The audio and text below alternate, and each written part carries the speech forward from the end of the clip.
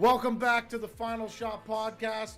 Today on the show, we're doing a Spice of Life podcast reunion with my buddy Luke the Duke Spicer. My man, how's it going? What's up, buddy? How are you? Great. You're sitting in your office over there in your concrete office. Yeah, this used to be the Spice of Life podcast office for the Red Deer edition. I think we're drinking Dr. Pepper Cherry today on the show. That's who the podcast is brought to you by. That'll be a good sponsor later. Yeah. So you've been a busy dude this year doing concrete, vegan shit, Wild Horse Cafe, yoga, floats, fucking tanks. What the fuck's going on? Yeah, man. So, when we were doing the show like 2 years ago and getting in, I was fighting all the time. We were training. I was trying to get away from concrete because the idea is let's fight. I want to get into that. That's my passion. The podcast was cool. You know, we're making all these great connections and stuff like that. It was kind of helping with the fight career. But then things started to just level off, and I was looking around at my finances, and I'm like, man, I got to do something like really drastic. So first thing I did was kick that girlfriend to the curb. That helped a lot with my mental health. So then, then I started focusing on like, hey, like, what is it? And this last year, man, working on concrete again, like really getting in there and just getting dirty and working and all that stuff. Man, I really like it. Oh, I thought I hated it. You're doing a lot of this work yourself, though, right? Yeah.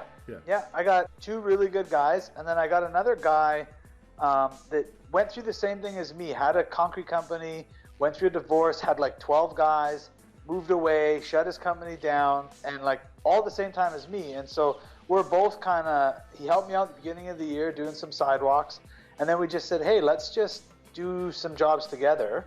So that's what we did this year. Like, he'd prep his own jobs for the most part, I'd prep mine, and then we'd get together on pour days, and we would just like help each other pour, and we'd just trade hours and whatever, and kind of just work it out. He's working with me now. I do way more than he does, so I write him a check. He's on payroll, and I do that kind of stuff, and then doing that was good. But like last winter, right, I shut down at our yoga studio. We like took over a yoga studio, and we combined the Float Shack, which is sensory deprivation tanks, like Joe Rogan likes. Everybody on here probably already knows what they are.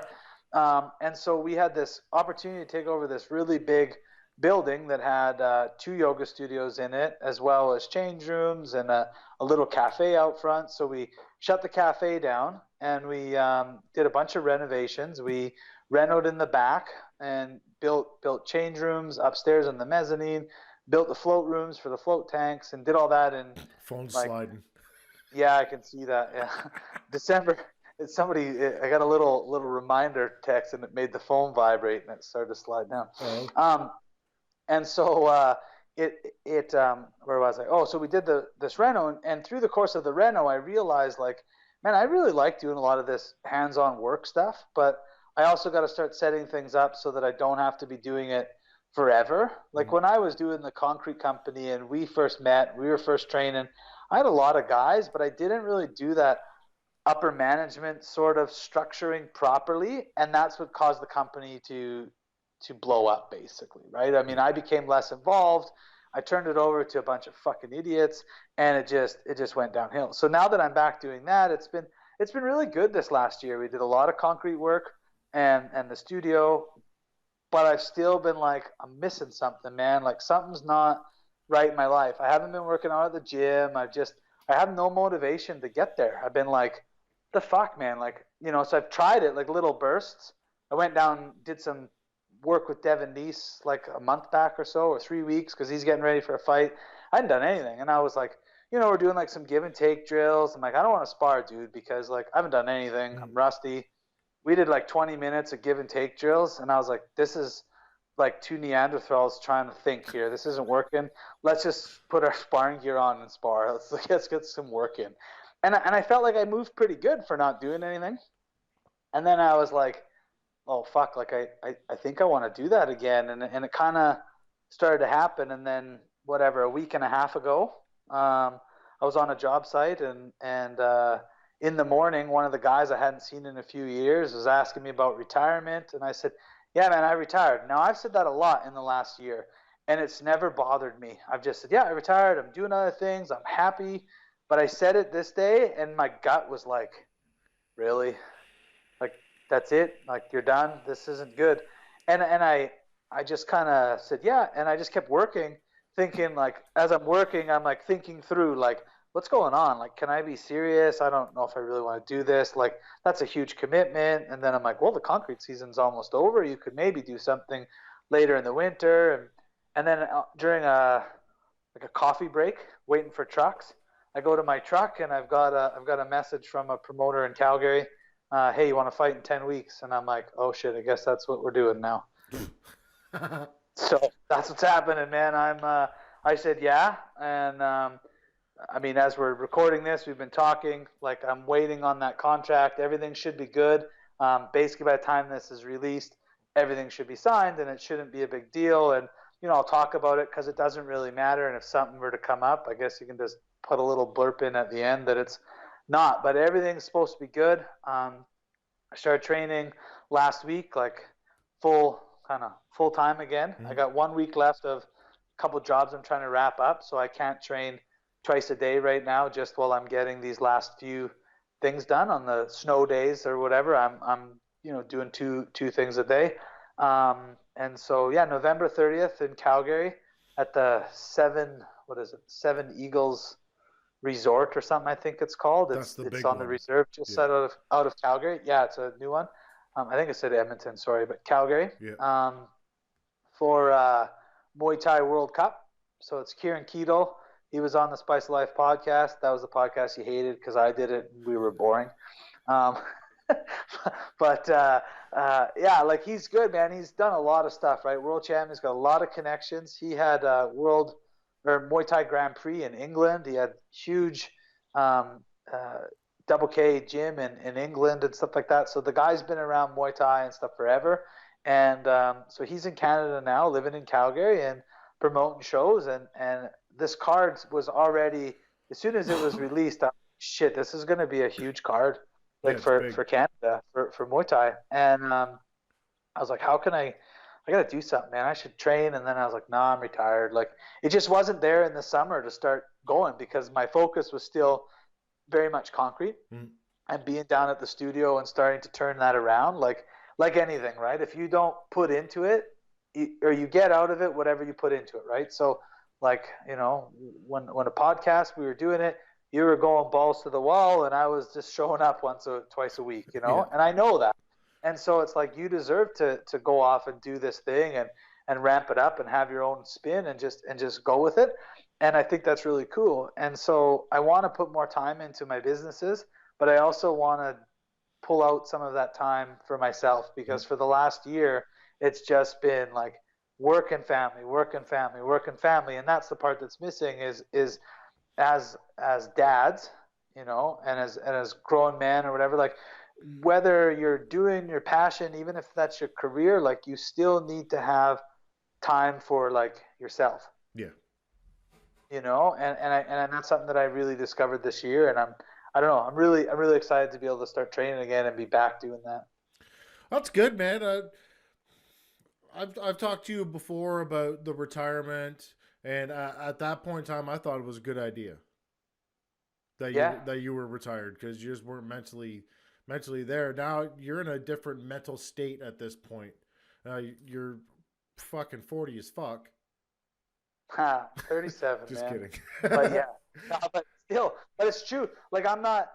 I went down to Gills last night and I did a bunch of rounds and did some stuff. I just worked with Devin the whole night because he's a big dude. Yeah. Right. He's getting ready to fight Grayson Wells. I guess they confirmed everything today because both of them are putting shit out on Instagram and Facebook that they're fighting for the third time. And, like, Devin's a monster, man. He's really, like, big and, he's huge. And good. But this fight's at 205. Like, he's got to be, like, I think he said he's 225, but there's no fucking way he's 225 right now. Like, we were just dicking around, and, like, he hits hard. And yeah, I think they're fighting at 205 for the belt or something. And, like, which is weird because Grayson just fought on the weekend against Lee and got choked out. And then it's funny listening. So now Devin's trying to like get himself all psyched up, right, to fight Lee, and he's like talking about the fight and like what he would have done differently. But he's got a point. He's like, fuck, man, he's in a standing Ezekiel choke.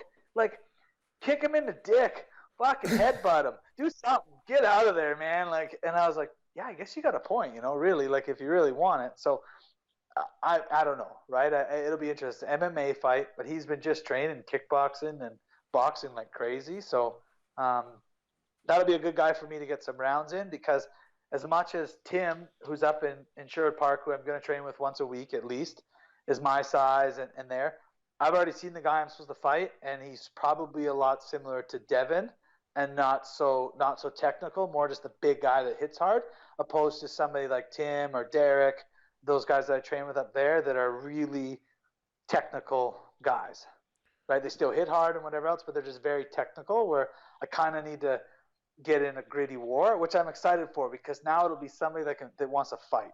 Yeah. And that's what I need. Like, let's be real. I like to get hit a bunch, and then I'm ready to go. This like pitter patter like Mark did, like I'm just gonna 1-2 punch thing.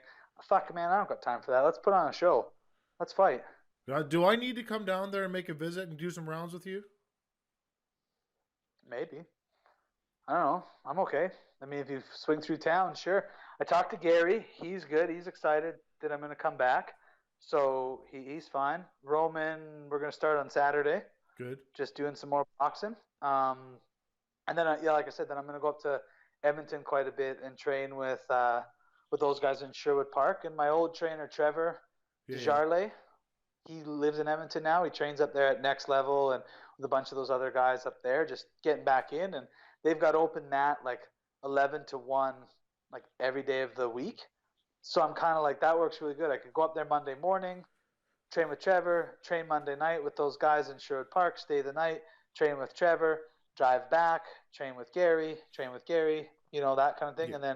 And then do it again, or go down somewhere on every other Sunday and get some good sparring rounds in. But the rest of it will just be kind of technical training. And I know this time I want to do a lot of pad rounds, a lot of stuff like that to really get going. I'm actually not going to go to the gym for any weight. I'm really going to just crack pads and do that. The one thing that's awesome with Wild Horse Market Studio is we've got a hot studio. So Monday, Tuesday, Thursday night from 5:30 to 7, they run that Bikram class. So if I can get somebody to come over there at like 7:30, we can hit pads upstairs in the hot room in 40-degree heat. Oh, that'd be sick. Yeah. So I'm trying to get a few guys to be like, fuck guys, let's like go down there. I'm going to even see if Gary wants to move one of the striking classes on Tuesday night over there, just every couple weeks, just meet over there. It's hardwood floor. Like, I get it. There'd be no mats, but like, it'd be awesome, man. Get like 20 guys in there just cracking pads. Like, why not? Nothing else going on in there at that time of night. So, well, you could put on your own thing if you wanted to. Yeah, I'm at least, I haven't told Roman that yet, but I think I'm at least going to do my boxing rounds up there. Yeah, why not? Because if you want to box, I'm like, what's the difference? We're at the boxing ring or whatever. Like, I don't care. I know the owner. I'll just put some tape on the floor and square off a ring and like do our thing, right? So why not? Fuck it. You're fucking sliding again, man. Nah, it's because somebody texted me again. At least it's not vibrating loud. I was thinking that actually. I was like, shit, this is going to be stupid if I'm got calls coming in or something on the phone. That's why we did it on the computer all those years. Yeah. But this is actually working out fairly well. Man? Come on. Huh? What's new with you? I got another kid on the way. Yeah. That's going good then? Yeah, we're super close now, end of November. Oh, fuck, really? Like that? I didn't think it was that far along. Yeah, no, end of November, November 29th. Ooh, November 30th is my daughter's birthday too. I'll be away fighting, but oh, I won't. What's the date of the fight's November 30th? I won't be making that fight. Nope. Not a chance. Well, I mean, you could. We all have decisions in life. Just get her to pop early, and then leave her with 2 kids.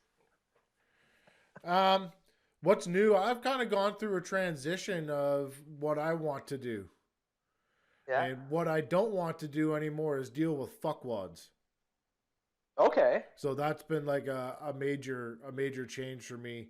And like just dealing with bullshit, I have no time for it no more. I don't want to deal with it. So like these promoter types that are pieces of shit, I don't want to deal with you. So I Talk about on the show this week that you just released. yeah, I already bitched about it for 20 minutes. Okay, I didn't get a chance to listen to it, but I kind of had a feeling. I knew it would be somebody that we know, and I was like, I want to listen to it. I should have listened to it before we came on the air. Well, as you well know, disappointments in the fight world come one after another all the time. Yeah. And just the thought of being disappointed anymore in something that I do love, I just don't want to do it no more. So I'm gonna sit back. I'm gonna go do my own things that I'm passionate about, like hunting, or the podcast, or playing with my kids, or fuck, just living. Yeah. And I'm still gonna obviously gonna cover the sports and stuff like that, but I just won't be physically involved anymore. Are you not? You done training too? No, I still train. Okay. That would be too much of a culture shock for me. Yeah, man, it will suck. Trust me, I did it a bunch of times, and that's what I keep saying too. I'm like, why don't I just keep like, if I'm done, then just pick 2 days a week and just go train. But it's hard because like, it's like you're down there. Like, I don't really want to go down and spar and be banged up if I'm not fighting. Like, it's not Yeah. worth it. I'd rather go down and hit pads and do that. But it's also tough too for like somebody like Gary. He doesn't want me cracking off on him if I'm not going to fight somebody. No, it's Like he's like saving his body for those guys that are fighting, and I understand that. So, um, yeah, but there's a lot of guys, that I think again don't realize that the stuff that they've done for like their whole life, training, doing that thing, then they have kids and they have a family, and they have a business. They're like, well, I'm gonna pull away. We go through that at our yoga studio with like people like you still have to put yourself first. Like these ladies that like they have kids, and they're like, wow, I don't have time for yoga, or I don't have time for my wellness. I'm like, that you're gonna be miserable. Like, yeah. go to your yoga class, go to your Pilates class, go to whatever it is that you do that you enjoy that keeps you sane, so that you're just a better person all the time. Yeah. I train Otherwise, just to keep myself sane, but at the same time, there's a part in the back of my head that if an opportunity popped up, like there's only one place in Canada I'll fight, and that would be for KO Boxing. That's it. That's it. If Mel Lubovic called me up and said we have this fight that we can get sanctioned for you, I'm not gonna lie, I'd probably do it. But that's the only one I'll deal with, yeah, which I think is fair. yeah. I mean, I understand that All for right. sure. Like, it makes sense, and she's been a big part of both of our lives for the last few years of doing the show and going and checking everything out. And you just see all the people that have come through there with Braidwood and everybody else, Jelena and all those guys, right? It's been a big, they've been a big part of the show and everything for a long time. So, Now today, like as always, we have Derek in studio, producer off screen, monitoring things. Now, what I've done is I've actually set up a TV and mirrored my image so that he can watch the show at the same time while I'm talking. But yeah. Derek is the biggest Luke Spice, like the biggest Luke Spicer dick rider of all time. He fucking loves you. I do. Well, what I liked, and I'll be honest about, I kind of saw how you were coming in. I could see some of the tension near the end of the podcast, and then you transition into the yoga studio, into the flotation stuff, and then I was following your Instagram, and you were posting some pretty neat stuff. And maybe more to this point, today you referenced a book that I wanted to talk to you about called Okay. Outwitting the Devil, Napoleon Hill. Yeah, yeah. Have you read that? Obviously, you've read it. Oh yeah, yeah, multiple times actually. It was kind of interesting read. It was kind of funny, and for that personal You development read, stuff. Pardon me. you've read the book? I did I did to become more prep for the show. I did a half an hour quick summary I found online. Basically, outwitting the devil. The devil is what's the word for acronym or synonym for your enemy mind or your defeatist type. The person telling you can't do it. Yeah. Outwitting the person says that you can't. It was kind of a neat read. But I am a little. I kind of like what you're doing. I know it kind of. I kind of like the positive message. I don't know. I kind of dig it, and I like how you transition.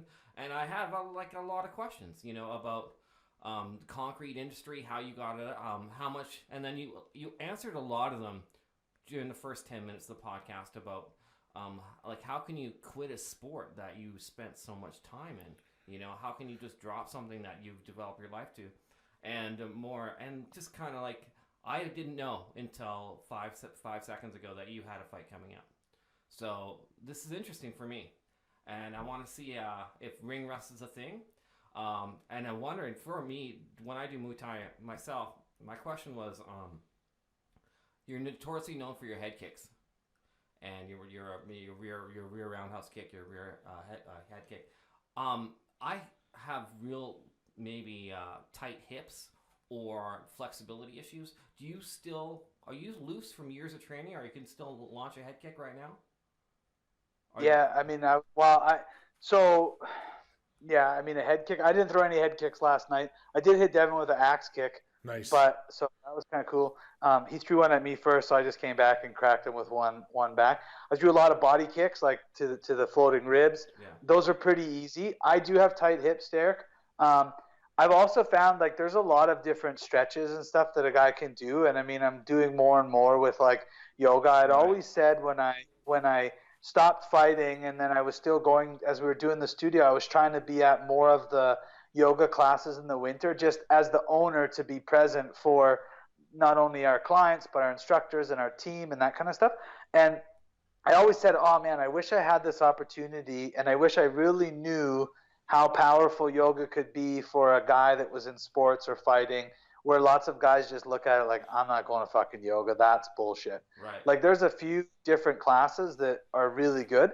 So that's helped me stay a little bit, more limber, I guess. Yeah. I still have a long way to go, but I'm doing a lot more of that over the next 10 weeks. Like for sure, that will be a big increase. I'm going to definitely add in a class or two a week just because I know how good it will be. We talked about that Bikram series. It's the same one. If I do that class and then hit pads after, or even if I just did that and then shadow boxed for 30 minutes or something and did some rounds by myself, like fine. At least I'm in that heat. I've got a good stretch on, all that kind of stuff.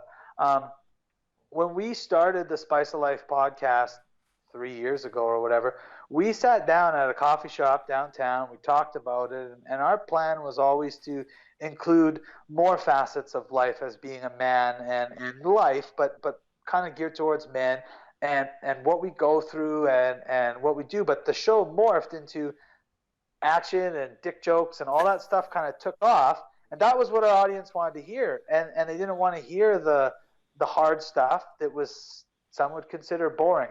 And so when I had the opportunity to take over the Float Shack and their database, and then get into the studio, the yoga studio, where that's like centered around wellness, I'm like, this could be another opportunity for me to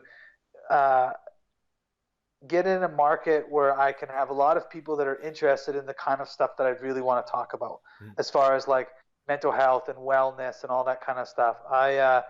When I left my girlfriend, right, the last one that was really fucking with my brain, I spent the weekend before I broke up with her. That's what happened. I started writing a book, right? I don't know if we ever talked about this or not, but like, and I never ever finished it because I got out of writing for like 12 hours over the weekend or whatever it was, 20 hours, up all night.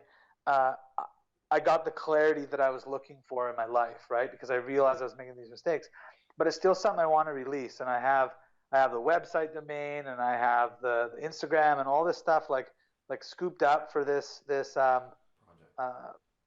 guess you could say like persona or like brand, okay, right? That I want to create, that I can still do a lot of other talking around. It doesn't have to just be on this one subject, which is about divorce and being a dad and that kind of stuff.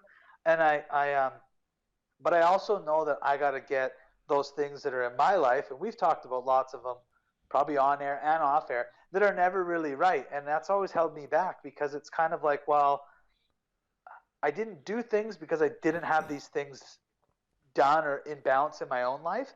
But truthfully, with the last few days, I'm like, actually, those are reasons why I'm being held back. It's not like, oh, once this happens, then I'll. All right, we got caught off technical difficulties. Where were we, Luke? We're talking about. I don't know. I was sharing my pouring my heart out for the audience. It was No, good. I actually don't remember what we were talking about. We're talking about life. Oh, the pot. Like, I don't know where I was exactly, but I was talking about the studio and how why I wanted to get into that, because then I had a bigger audience to tap into for some other stuff that I was doing with books and sharing a different message. And I think that, like, there's so many like role model speakers and positive like shit out there on the internet. And I mean, at the end of the day, it's like it takes hard work and discipline to create a better life. That's it. Like, there's no like this secret thing and positive thinking. Yeah, that's great, but it still takes discipline on the days that you're down and out or you're not feeling like doing the work. You got to do the work, and that's kind of what it is. And so I was doing a lot of that. So Now Luke cuts out. Oh, fuck, he's getting a phone call. How rude. that was terrible. Getting Hope he doesn't phone back. Who was it? Oh, Dax. Oh, Good guy. Yeah. Good guy. Get out of here, King But- Ezekiel. Yeah. So you find someone a personal. Fuck's sakes. Yeah, I'm never recording on a cell phone ever again. This No. is fucking bullshit. Oh, that's all right. So that kind of started from Derek, like, talking about Motivation. this book that I shared, right? And like, so yeah, Derek, that book by Napoleon Hill, Outwitting the Devil. So for those of you who aren't aware, Napoleon Hill wrote a really famous book that everybody kind of knows, I guess, called Think and Grow Rich. It's about like this thick. It's huge. And I think the audio on it is like 20 hours or something like that, like to listen to the book. Yeah, it's long. It might be 8 hours. I don't know. It's long. Like, it's really long book. So he wrote that book, and that book is like the mindset of what? Nothing. Go Derek's just killing himself laughing right now Go because ahead. you went from 20 hours to 8 hours. He thought that was just hilarious. Okay, go ahead. Go. But I can't remember. I was like, it's really long. But I'm like, wait, maybe it's only 8 hours. I have one book that's 20 hours on my thing, and I have one book that's 8 hours, and I can't. That's the difference. Both of them are like ridiculously long, so I can't remember which one is which. So, but anyway, Outwitting or Think and Grow Rich is like kind of all about like the 1%, right? How they think and how they are or whatever. Now, he wrote that book because he was hired by millionaires at that time to like write about the way they think. But upon like doing all of that, he also discovered a lot of like the way they don't think, which turns out to be the way 99% of people think, right? So then he wrote this book, Outwitting the Devil, which is basically about the 99% of the way the population thinks. This is why they don't have anything. And so he wrote it in a way that it would resonate with people that could really get the message, that maybe Think and Grow Rich was like above their head. Because they're gonna like do these things when positivity and when they're motivated, and they're gonna be like Think and Grow Rich. But then a bill will come in that they didn't expect, or they have to get a car repair and they're down on money, or their wife's pissed off, and then it knocks their energy down, and now they're operating where they normally operate, right? But to get out of that space, you can't just, oh, I'm going to be wonderful and everything's fucking sunshine and rainbows. No, now you got to outwit the devil. Gotcha. And so the devil is negativity. That's plain and simple what that book is about. And so he's half of everything. Gotcha. He's half of all those ions, right? Negative to positive. So, but the crazy thing about this book is he wrote it in like the 1900s after he wrote Think and Grow Rich, but it never got released. Because in the 1900s, you wrote a book where you literally are interviewing the devil. People think you're a fucking nut job. Gotcha. Right? So this audio book, he like asks the devil questions and the devil answers it, and they have two different people doing the audio. And so he's like got a deep voice and he like sounds like he could be the devil or whatever of it. But he says plain and simple, the devil's not real. I'm made up by the church, and I'm used to what's the word I'm looking for? Like, fuck, I want to use a big word, but I don't know. But it's like propagate or whatever. But like move their message forward. Okay. Right. So the church uses the devil as fear to bring people down so that they do better. Right. But fear causes more negativity. And then what do you do when you're afraid? You make bad decisions. You don't grow. You don't expand into another level of your being. You just like, I'm going to keep it safe because I don't want to get hurt. And then, so he talks about all these other ways of control. Sure. It's a really cool book, man. And that's where that was. So that Harvey, whatever, I shared that link where he's talking about, like, if I was the devil, this is what I would do. And it's like from 1964. It's basically the life we're living in now. Like, just shit everywhere. People don't care. God's missing from so many things, you know. And the thing is like, whether you believe in God or, like you've always said, believe in yourself. Yes. But what it is, like nobody really knows what's out there. Nobody fucking really knows. It's all nobody knows, except for the aliens at Area 51. But Dario didn't make it in, so we don't fucking know. No. So, did you see any of that shit? It's fucking stupid, dumbest. I ranted about it with Jason Two Fucks on the podcast. And like, what these people don't quite understand is that if you show up to Area 51, they're going to fucking kill you. Yep. It's a military base. Outside, they'll arrest you. But if they started storming it, they would just straight up start shooting everybody. Yeah. Dead. Over. I got a question for you. Yeah. A little while ago, I'm going to guess like a year ago, you decided you were going to grow your hair out and try to grow a beard. And you looked fucking terrible because it was in like that awkward stage. Did you give up? So, okay, like, I don't know if you can see. I mean, I'm going to fucking do this here. But like, oh, I shit. got kind of a thinning hairline thing. You've got my and hairline. As I was growing, huh? You've got my hairline now.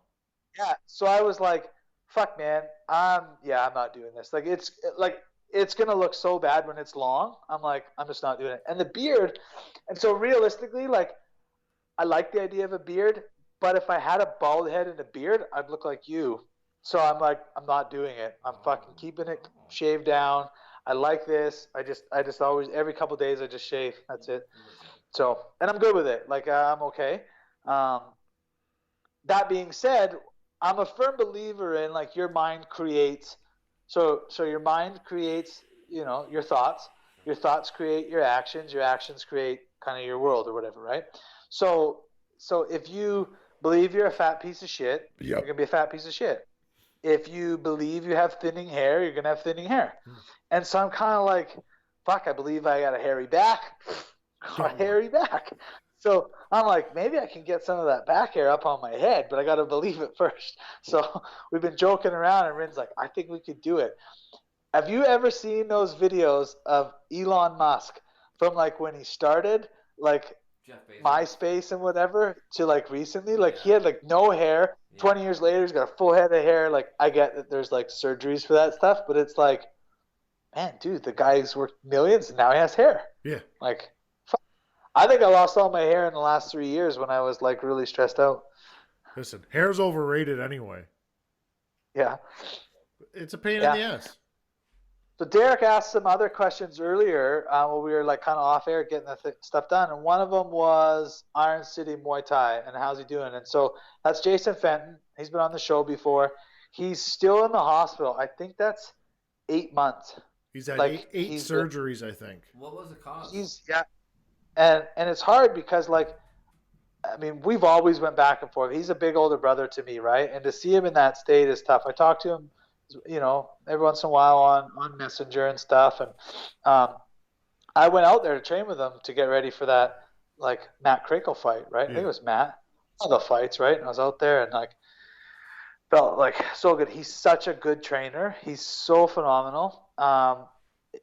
In his ability and his technique and the way he coaches guys and stuff like that, and just his technique is good. And so to see somebody that was so strong in a hospital and he's still fighting and whatever, and I always want to, like, bug him. I'm like, dude, like, you're in a hospital for 8 months, you barely move. Yeah. How the fuck are you so big? Like, he's still a pretty big guy. I'm like, okay, well, he's like, got to doing something.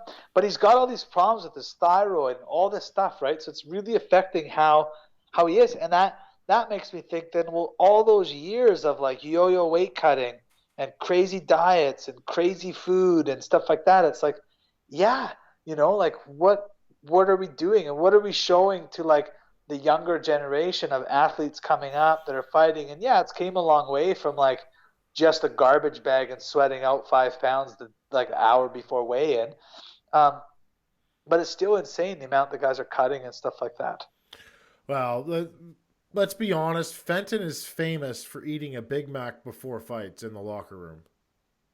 Dude, a Big Mac and fries and a Coke. Yeah. Before a fight. Like, we're talking like in the locker room. Yeah. Yeah. I know. And then blaming me for it, just saying that's my burger. Wow. You've had a bad weight cut. Yeah. That one weight cut? I cut that 18 pounds for that fight in one night. I'm like, I only have to lose 15 pounds for this fight. I'm like, this is amazing. Yeah. Maybe 20. I have once I get the contract. It was just a rough weight cut. I think it was for Markel Wedderburn. Yeah. And we had him in the Epsom salt bath with he just wasn't cutting shit. Well, and I think a big part of that was like all the broke my nose earlier, put on so much weight during the camp, right? And then just like the sweating out too early and all that stuff, and the body just saying, no, I'm holding on to everything, and then the next fight, like even for Mark, like it was way different, right? I was down a lot more. I felt a lot better, but my head wasn't in it. I was still like way out of there, right? So I think I sent you that too, that post from him. Yeah, that was. You see that? He body. He said, "Shut up, Luke, you fat fuck." Yeah, what a dick. Full on body shamed you. Yeah. I'm like, wow. All I said was you pulled out of your fight because you broke your jaw, so you didn't have to fight Tim. Like, wasn't even that bad. And if it's true, then like, well, fuck, that's probably why you got mad. If it's not true, then you should have just been like, oh, shut up. I'm a world champ. You're not. I beat you. But you call me fat. What's your problem? Yeah, that's fucking rude. 2, after you beat this guy that you're gonna fight, what's the plan? Are you gonna go try for a rematch with this kid? Oh, with Mark? Yeah. I don't know, man. Like, because Tim's supposed to still fight Mark, right? And so, I mean, I'm not like Tim's gonna beat Markel. There's no ifs, ands, or buts. Tim's not the kind of guy that's like, oh, it's an easy fight for me. I'm gonna take it easy. Like Tim's gonna train so hard for this fight so that not only he just wants to murk him, and he's been working on his boxing. He's been doing so much stuff. The kid's really good. Yeah. I know that for me, like, I know I'm not young. I know I'm not going on to do all this, like, crazy stuff. This is the biggest show Canada's ever had. I'm like, it's in Calgary. I've been fighting forever. I'm like, you know what? I want to be on this show. I want to fight on this big show. Truthfully, I don't know. I want to see how good it goes. This is full Muay Thai. Never fought full Muay Thai. I don't think this guy's going to clinch and elbow and do all this fancy shit. I think he wants, like, a K1 like battle royale fight, like for real. So that'll be great. I'll get in there and we'll do that fight. I'm going to train for Muay Thai in case he's a clincher and he wants to do that stuff, but I don't think he does. And then we'll see. I got a couple ideas like leading up and for after the fight, and we'll just kind of it'll depend how the fight goes and what happens on the rest of the card. So reality of the situation is this could just be a one and done. Yeah. I mean, I think this one's for a WBC belt. So if that happens, then I guess we'll see. Because if like the WBC, for those who don't know, is yes, it's the World Boxing Council, green belts, but they've always had a Muay Thai division. It's just never been highly publicized. It's never been as popular as the boxing for them. So with Kieran in Canada now and some other key staple guys around the world, it sounds like they're going to start making this a pretty big deal in the WBC. And so that being said, I mean, now we're talking about we're no longer the local promotion world champion. right? I mean, for Muay Thai, there's what the fuck? Well, Jesus fuck. Like Mackay. John's got his stuff, the bare knuckle, right? What's Yeah. that? Mackay. Okay, well he's all amateur stuff right up in Edmonton. Yeah. But like Mike Miles does it, that kind of stuff. But you've got Lion Fight. Yeah. That's the pro. That's the biggest circuit for Muay Thai, right? Then you've got some other little ones, but Lion Fight's worldwide now. Yeah. So they're a legit world title. And then you had Muay Thai Grand Prix, and then you got John Show that just does like the Aussie stuff, right? And so if the WBC goes over and gets in with all these other like smaller Muay Thai shows, and they're now becoming sanctioned shows, it's no different than like if you're fighting in Edmonton. I mean, Jelena's fighting for her WBC belt in Edmonton. They're bringing in a ranked person from somewhere else to do that fight. Yeah. So if that's the case, then there could be an opportunity to like win a legit VL, North American belt or world title. I mean, you're not going to go from Canadian title in the WBC to fight for a world title. Yeah. You'd have to fight and do the thing. But this is the first step. So again, once that's done, then it's like, okay, well, who knows now, right? Like maybe there will be. He's going to do 3 shows in 2020, he said, in Calgary. So that's like, okay, you know what? Like, if I could do that, I would. I always said I'd fight till I was 40. That was the plan. But when we went a whole year with no fights, I was like, this sucks, man. I'm like wrecking my life. I'm not getting the reward. But I was just in such a mentally fucked state that I wasn't conscious about everything else, right? All I was doing was training, because when I was training, that was okay. Yeah. But everything else wasn't. And so now I want to work on that stuff. So what other questions did you have, Derek?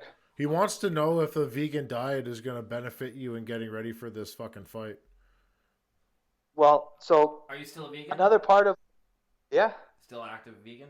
He's not a fucking vegan. He's a vegetarian, kind of. Mostly vegan, kind of, yeah. But that's true.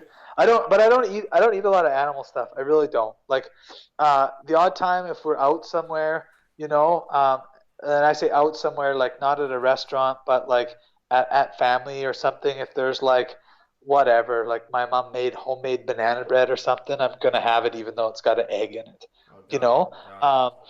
But when we eat out, there's only a couple restaurants we eat out at because I know I can get a plant-based like food, right? So the thing is like there's all these guys, like you can be a healthy vegan or you can be unhealthy vegan, right? Like you can be a fat fuck and be vegan just like because you don't eat anything good, right? So I've been eating pretty poorly for the last like 4 months, like really bad. A lot of chips, huh?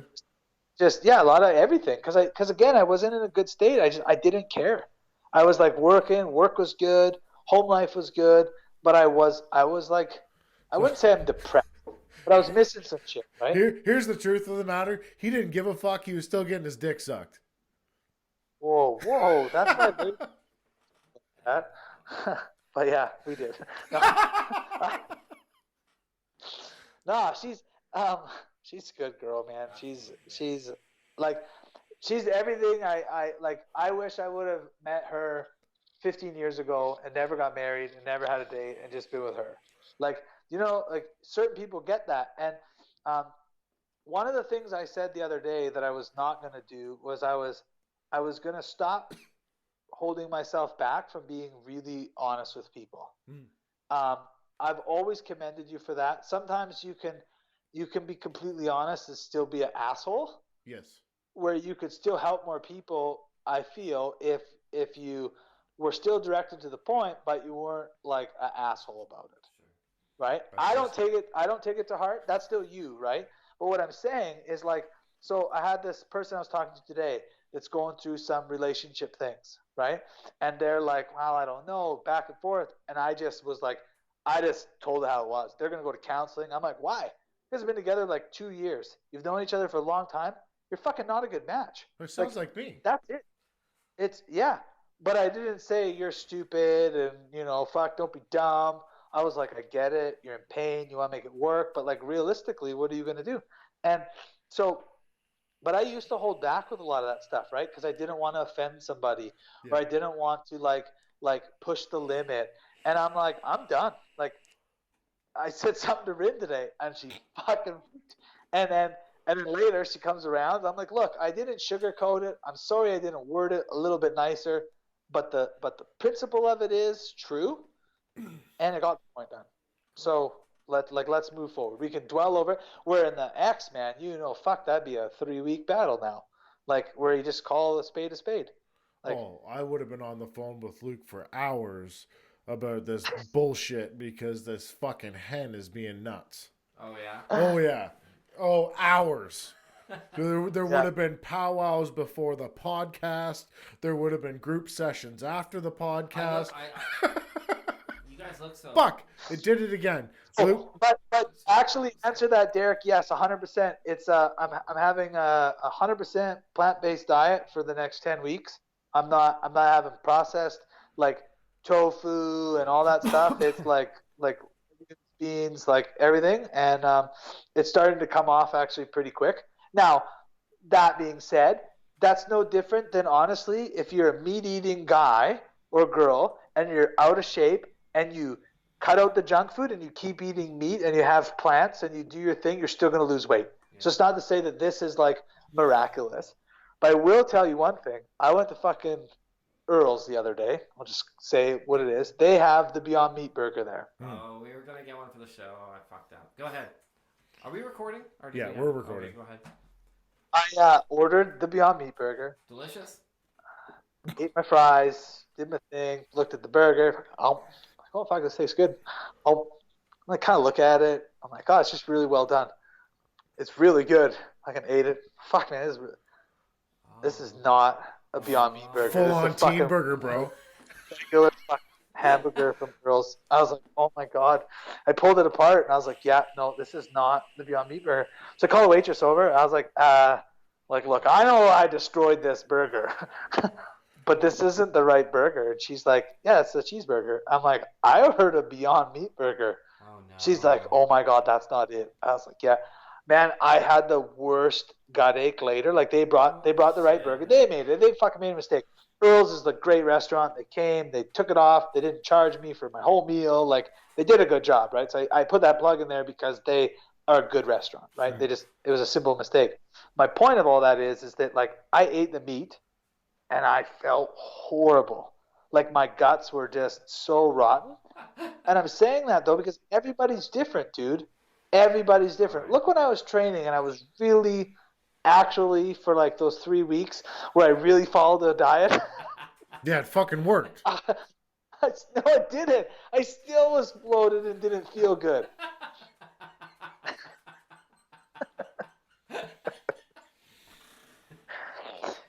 Anyway, so Derek, I am doing a plant-based diet to do this. I'm documenting a lot of it so that I can use it later in some other stuff.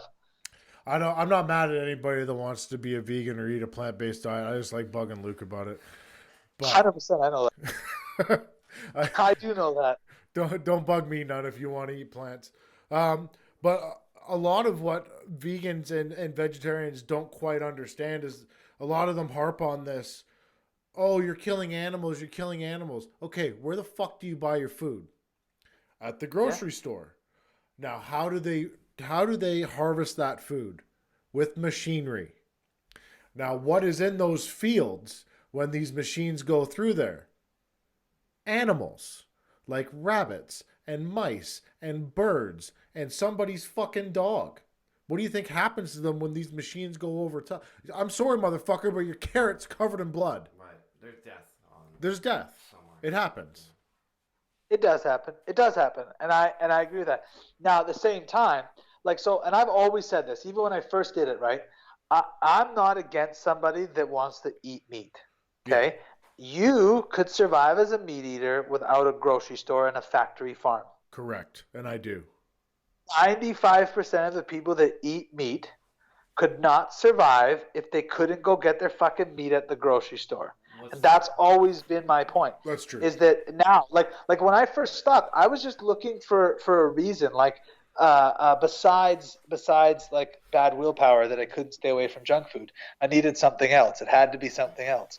But like I always had like these cravings, no matter how clean I ate, no matter how many little rewards I worked in, I just always like would fall off. And so when I first switched, the cravings went away like big time for me. I was eating consistently. I was getting those like sweet treats and stuff that were actually clean for me and all that stuff, right? And so, but it was through that process and then getting into like figuring out like some other stuff and watching.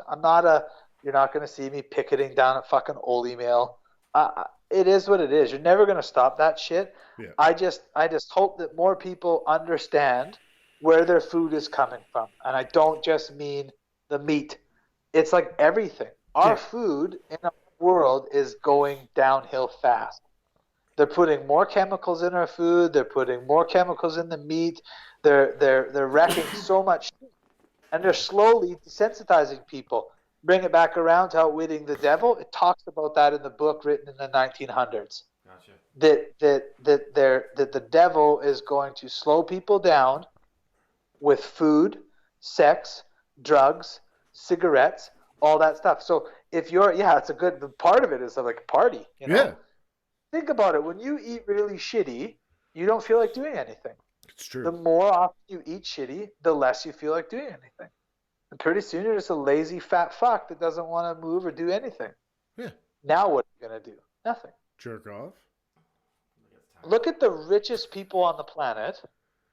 Most of them are in really good shape. Because they're all on steroids. Maybe. Do you think they eat at the grocery store? Probably not.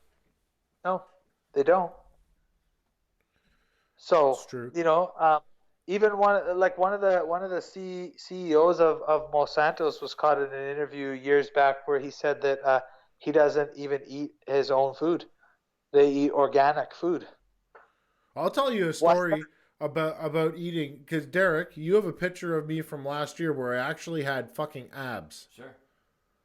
I believe that. I've never had abs in my life before, but I was eating a sole diet of deer that I harvested myself. Yeah. Way different. I felt like a fucking Neanderthal too. Felt like a champ? Yeah. Oh yeah. You feel like $1,000,000. So Doug, right? Angela's like my ex-wife's brother. He's a hunter, right? Yeah. One time he like shot a deer and he had like these pepperoni and jalapeno like sausages or whatever, right, from a deer.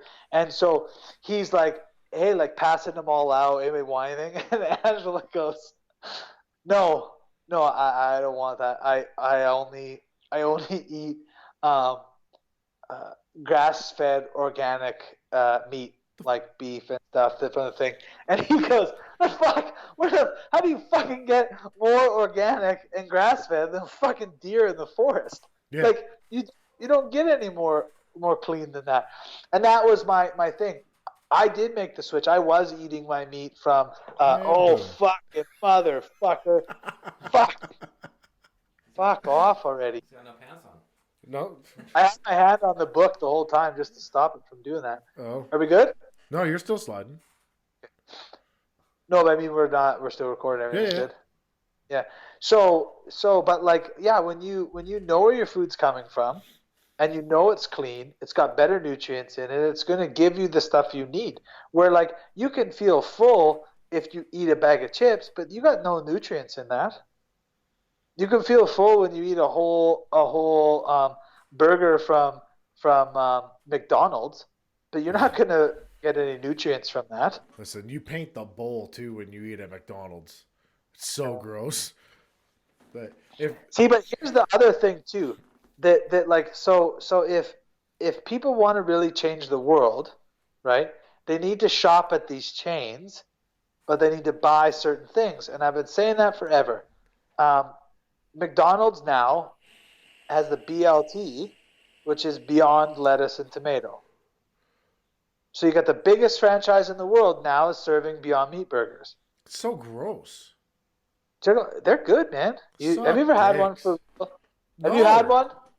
See, you can't say that. You can't say they're gross if you never actually fucking ate it. Do you want to break down the ingredients of what's in this fucking burger with me? Okay, but here's the other thing. Beyond is not is not a fucking healthy option. No. That's not terrible. like, I'm not saying I'm gonna eat Beyond Meat Burger for the next 8 weeks and be in fucking shape. Can you? It's junk food. It's still fucking junk food. It's terrible for you.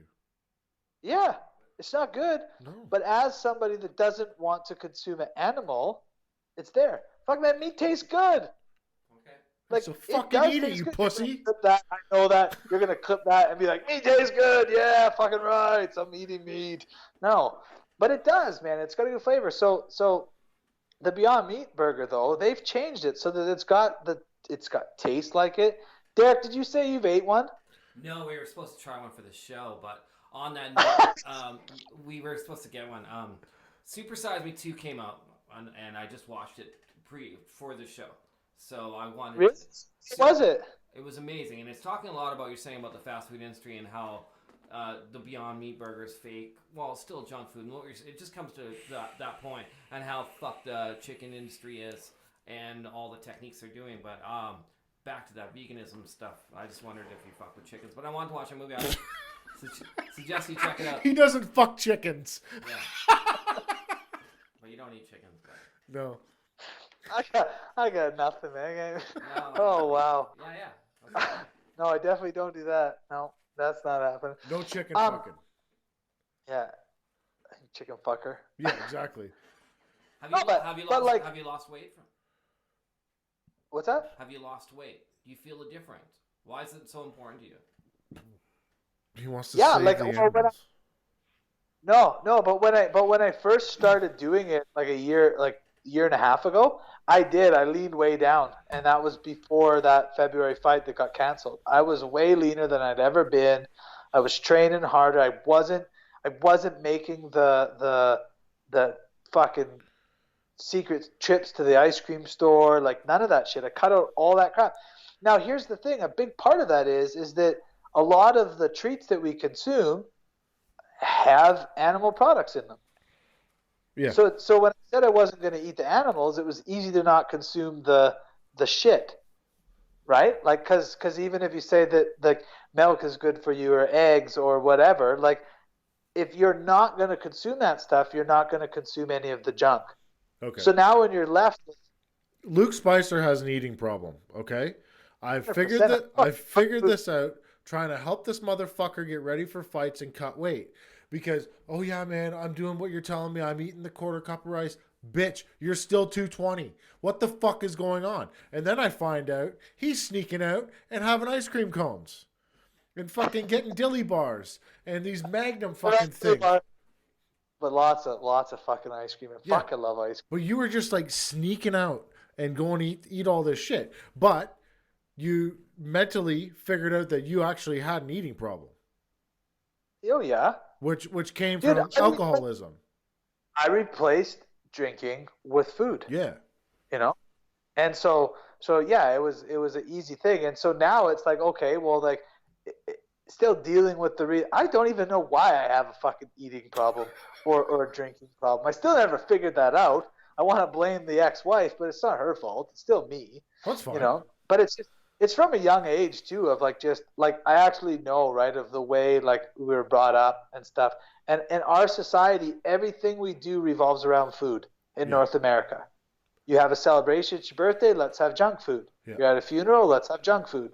You're at a wedding, junk food. Junk food, junk food, junk food. Like you think at a funeral, like the one place where you would not want, like you wouldn't want to eat like a fat fuck because it's going to kill you, you probably shouldn't do it there. Yeah, but most people aren't at the funeral because most people don't die because they're obese. No. Right? They don't legally, the thing on the death certificate is never they died because they were obese and fat. They died because they had a coronary heart attack. Oh, okay. Or they died because they had this. And then they run it through and they're like, well, it runs in the family. No, right. Bitch, nobody runs in your family.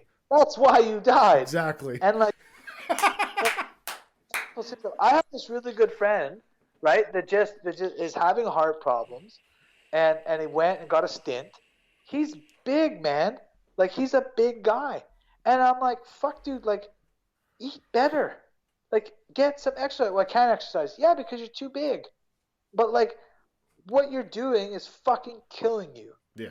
And so, I don't believe for a second that the people that we know, that we see on Instagram, and their idols that are just chiseled, right, and leaned right out, are the epitomes of health. They're not.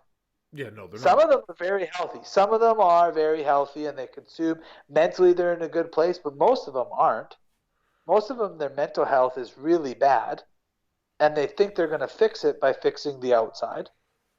Well, if you go back in history and you go look at the people that were in shape, like gladiators and stuff like that, they weren't carved out of stone.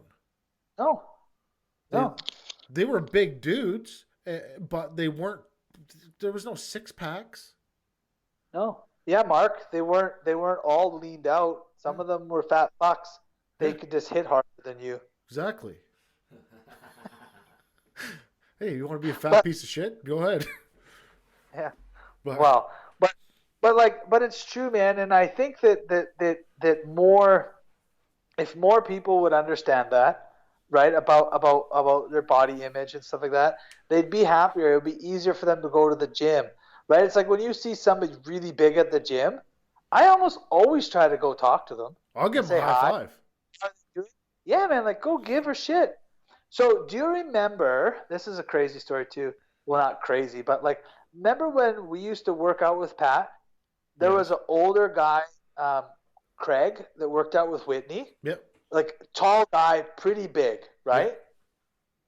So gym shut down, all that stuff. Haven't seen him. I haven't been in the gym in like a year and a half. I just did this big shop, right, for this blue collar garage. Great guys to work for, right? It's these young guys. They're cousins. They're building the shop. They got the one guy's dad is the investor and all this stuff, right? His name's Greg. I'm like, whatever. Well, I'm working away one day and fucking up pulls Craig and he gets out of the car and I go walking over because I want to introduce myself. And I'm like, Craig? Like, Craig? And fuck, man, the guy's lost like 80 pounds. He's like, I don't know what, he's got to be 60, right? Like, maybe. It's probably Wow. my dad's age, 60, 65 or something like that. Just, yeah, leaned right down. Like, he's not like just jacked or anything, but he's lost a ton of weight. Still working out with Whitney, still doing, the workouts, cleaned up his diet, like just, I'm like, there you go. Like, what did you do? Followed a routine, went to the gym, looked at my eating, started eating better, put in some discipline, stopped buying shit at the grocery store, started getting more stuff from like cleaner. Well, maybe but like I mean, when I say grocery store, like I mean like the inside edge, right? The packaged Yeah. shit. He's buying produce. He's buying that kind of stuff. It's like, yeah. And now the guys changed everything, right? The young guys are like, fuck, man, uncle and dad are is just crushing it. Like, Yeah.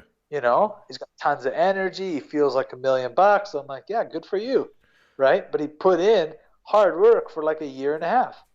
What did you replace ice cream with now? Because there's obviously milk and is there vegan ice cream? Yeah, they make it with coconut. Oh, is it good? Yeah. It does the fix for you? I haven't had it, man. Like I Oh, don't like honest to God, and that's what I mean. Like so I will never say right now that I'm a vegan because like the other day we went out, like before I said I was taking this fight, we went out, we ate we ate at Earl's, we ate off the plant-based menu. I still got their fucking sticky toffee pudding to dessert to share it, like right? And we both shared it. But it has like one scoop of ice cream. I ate it, but I okay. fucking had such a stomach cake after. It hurt your Like, stomach, eh? because I don't eat it, and it just my body digests it differently. But that's like anything, right? If you're gonna eat really lean with meat and all that stuff, and you're gonna still eat like lean meat and vegetables and brown rice or whatever, quinoa, and you're eating clean, clean, clean, and then you go to the store and you eat whatever, a box of fucking gummy bears or a tub of ice cream, you're still gonna feel like shit. Oh yeah, So, that's the way it um, is.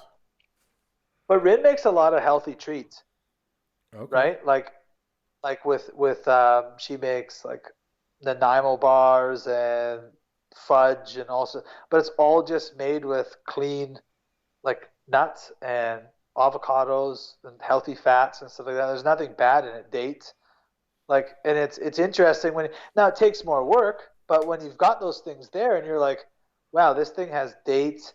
raw chocolate, like cacao, Yeah. that actually has protein in it, where once it's baked and turned into cocoa, it loses its protein and it loses its healthy enzymes, right? So um, cacao, dates, um, cashews, and like so blend it up, and now you're like eating it in a brownie. You're like, well, this is nothing.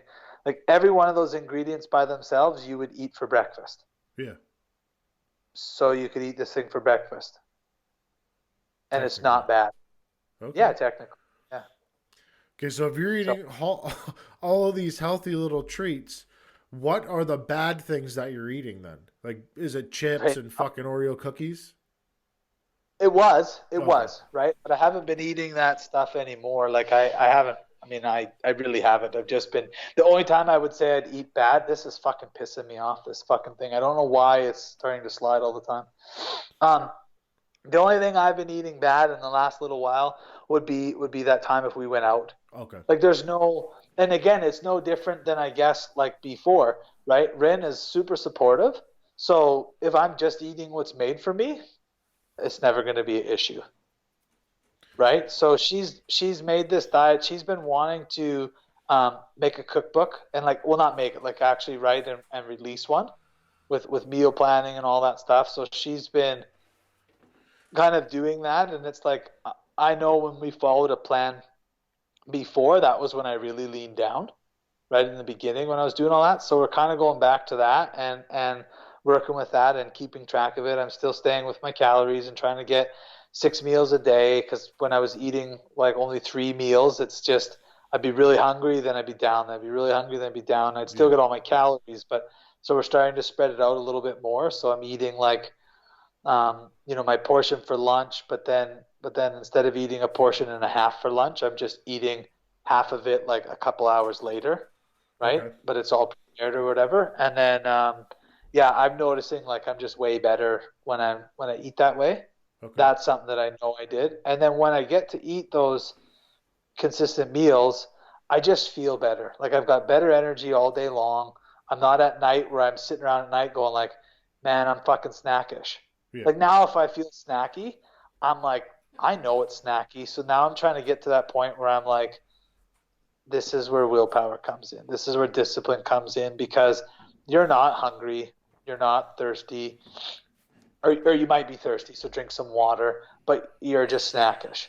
So what I'll do is I'll like, okay, fine, I'll grab a banana and like maybe some peanut butter or something. I'll eat it, and if I'm still like, I'm hungry, I'm like, you're a fucking liar. Drink some water, Like, bitch.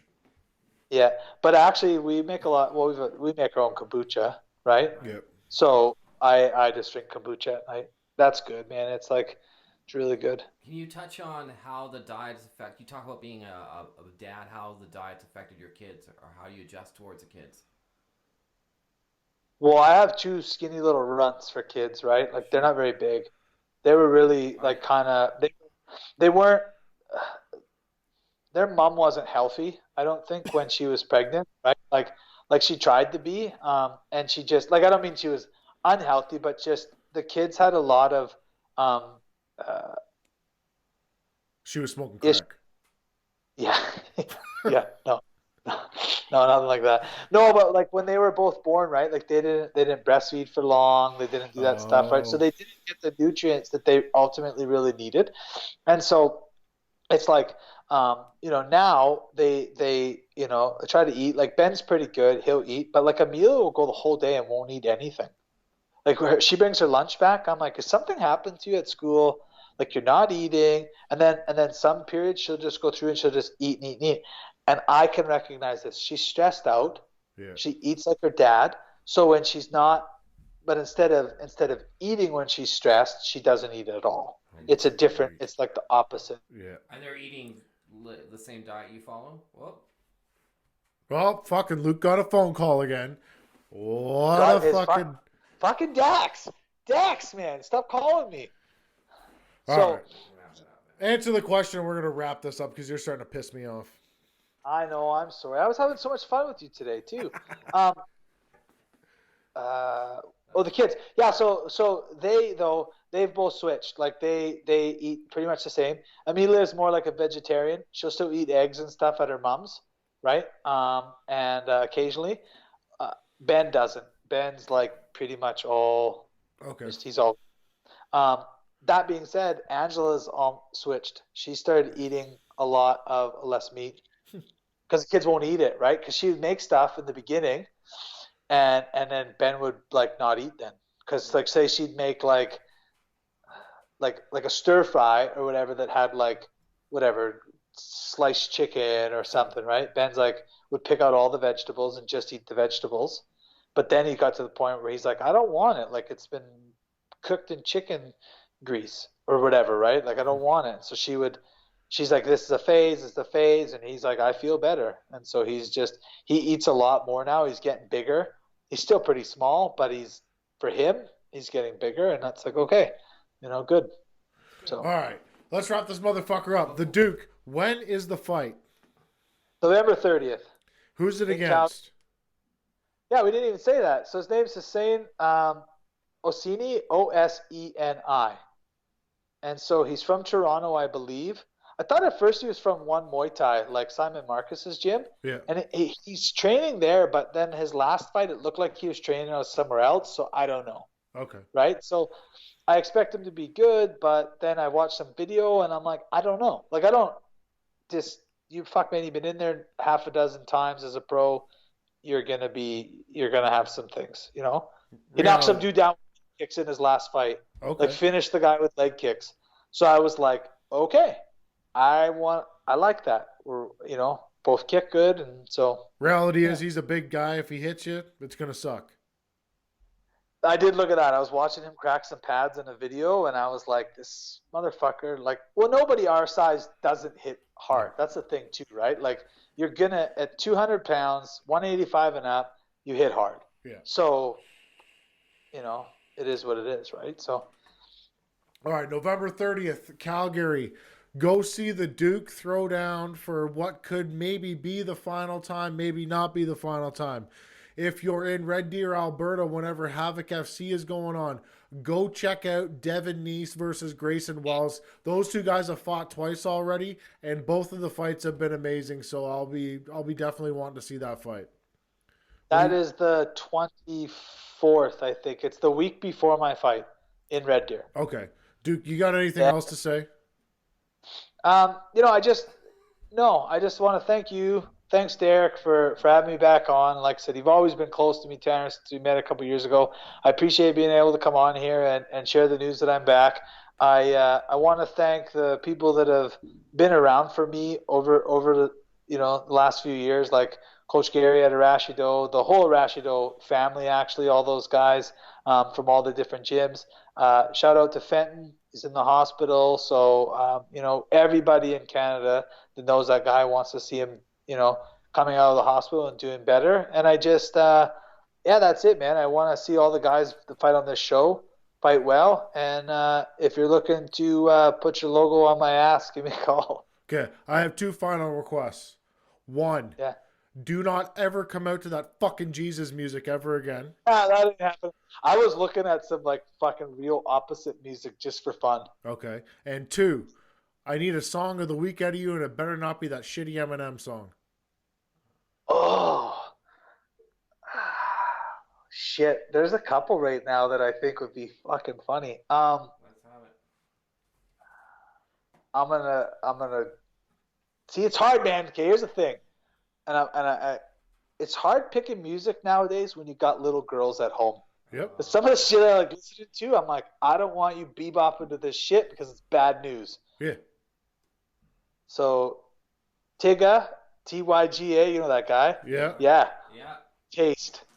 Taste? You put that on and listen to that. Oh god. Okay. Is this a classic Duke song? No, fuck no. Is it Maybe. I don't know.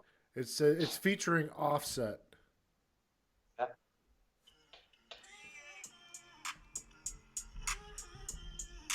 It's alright. You got a good vibe. Are the lyrics questionable? That's all we got before we get pulled. All right, we'll give it a chance this time, Luke. That other Eminem song I had to delete off my phone because it pissed me off. But yeah, it's pretty bad. I deleted it too. All right, let's get the fuck out of here. That's the final shot.